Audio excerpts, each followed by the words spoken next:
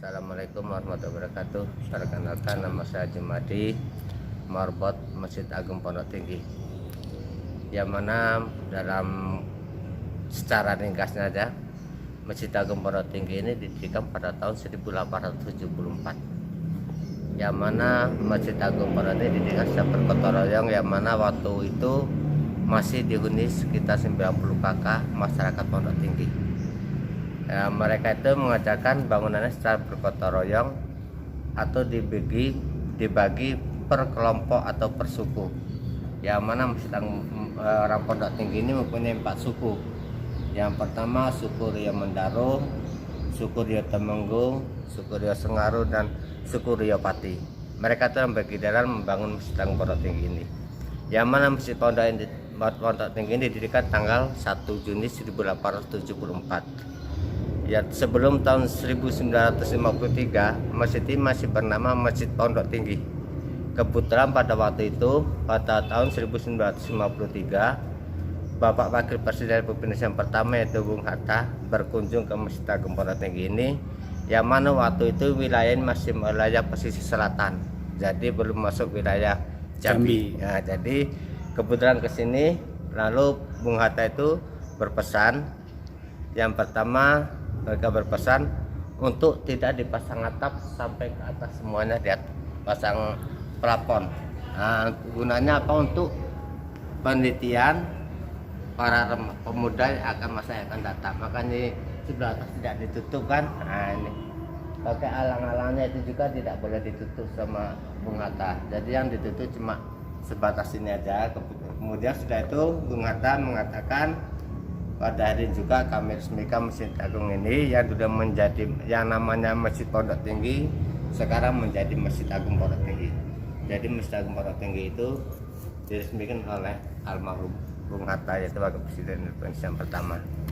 Yang mana Masjid Agung Pondok Tinggi ini mempunyai keunikan yang sangat luar biasa lah, boleh Bapak saksikan juga kan, berupa ukiran-ukiran. Kebanyakan ukiran ini yang di seputar sini ukiran teluk paku kacang blimbing. Itu ibaratnya pepatah orang sini mengatakan anak di pangku keponakan dibimbing. Nah, itu makanya kebanyakan teluk paku kacang blimbing, dan itu di pintu itu ada ukiran-ukiran letter S, itu menandakan ukiran khas Kerinci. Ukiran khas Kerinci. Nah, itu di pintu itu. Pintu masuk ya, Pak ya. Pintu masuk. Itu agak mirip sama Bangau itu, Pak. Bukan ya? Bukan, itu S itu memang melambangkan batik khas Kerinci. Oh, batik S khas ya. Kerinci, ya. Dan ini kalau memang zaman dulu itu memang belum ada mikrofon, memang adanya di atas ini kan memulai alang ini tidak pakai penyangga. Ini tingginya di sana itu yang atasnya 7 meter. Ini cuma dikasih alang satu ini. Ini anak tangganya 17, yang atas itu 5.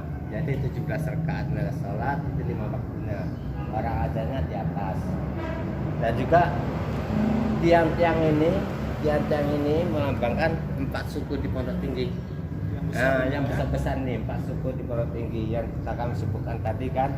Suku Rio Mendaro, suku Rio Pati, suku Rio Sengaru, dan suku Rio Temenggung. Inilah orang itu berkomposisi satu. Jadi 4 suku itu dibangun dijadikan satu kepemimpinan yang ke atas itu, yaitu Lembaga Adat Wirabadi Payung Pondok Tinggi.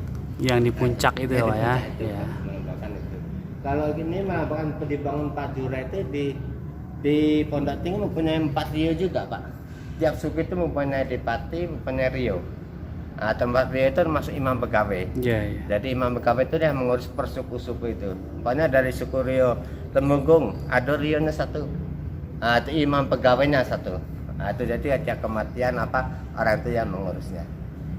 Nah, itu. Dan yang mana pembangunan Masjid Agung Pondok Tinggi ini dengan mempunyai luas bangunan besarnya 31 meter kali 31 meter. Nah, itu dalamnya ini, Pak. Dan Itu luasnya itu ya. Luas bangunannya ini aja. Ada perubahan nggak, Pak, selama 1874 itu? Yang pertama, udah berapa kali perubahan? Kalau perubahan strukturnya nggak ada perubahan, Pak. Nggak ada perubahan. Sebab ini juga sejarah masuk cagar budaya. Iya. Jadi kalau ada hal-hal yang apa-apa itu kita tinggal melapor ke Balai Pemeliharaan Cagar Budaya Jambi. Orang tersebut lah menuju ke sini nanti Iya. di mana baik RT akan memperbaikinya. Ya ini kan tiang Iya. 4 ini kan disanggah pakai besi. Ah, iya. Ini buat daya tahan mungkin ya. Ini Iya.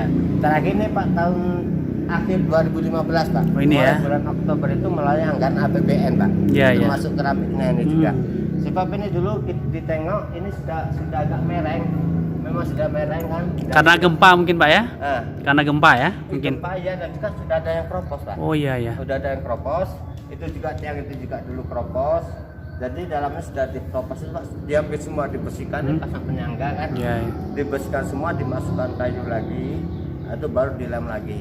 Nah, jadi untuk membantu untuk memperkuatkan tiang ini dikasih lem ini Pak. Sebab Iya, kasih besi ya. kekuatannya semuanya ini Pak tergantung sama tiang ini Pak. Tiang yang 4 ini ya. Yang 4 ini Pak. Iya. Nah, itu. Kita kan tidak tahu berapa ton yang Iya, apa yang di komponen di atas ini Iya, ya. komponen di atas. Nah ini kenapa tergantung ini Pak?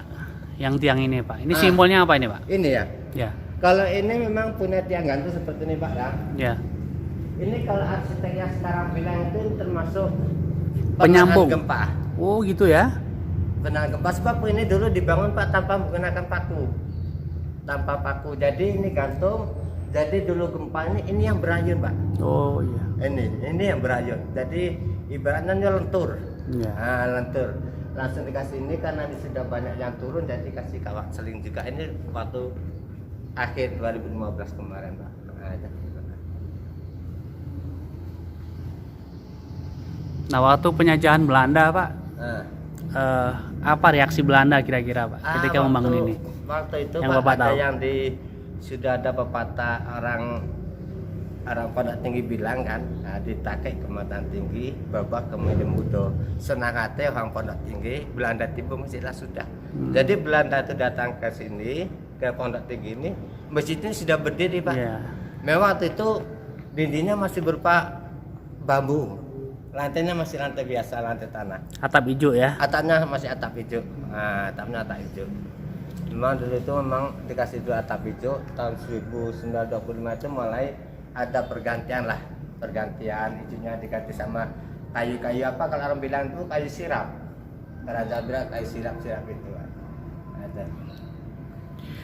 Ya oke, terima kasih Pak Oke Pak, dan atas. ini juga ada satu lagi itu kalau pada tabu itu Pak, tabu itu panjangnya 7,5 meter itu Pak. Lah kami bilang kan tadi kalau tabu itu kalau orang Pondok Tinggi bilang itu tabu larangan. Itu mukulnya waktu ada kejadian-kejadian yang agak membahayakan orang Pondok Tinggi seperti kebakaran, gempa, bentrok antar warga baru ditabu Pak. Kalau enggak pernah ditabu. Oh gitu. Jadi kalau waktu sholat nggak dipukul ya Pak ya? Enggak. Oh gitu. Jadi mukulnya ya waktu ada kejadian itu ada, Iya, iya. makanya disebut di sini tabu larangan. Tabu larangan. Ya tadi Iya. kita sudah lihat di luar tadi. Oke Pak ya Pak. Oke, terima kasih ya Pak ya. Ya sama-sama Pak. Kami terima kasih juga Iya, kunjungannya iya. ke sini Pak ya. Iya, Pak, Lebih kurang sama-sama. Kami mohon maaf Pak ya. Ya sama-sama. Ya. Assalamualaikum. Waalaikumsalam warahmatullahi wabarakatuh.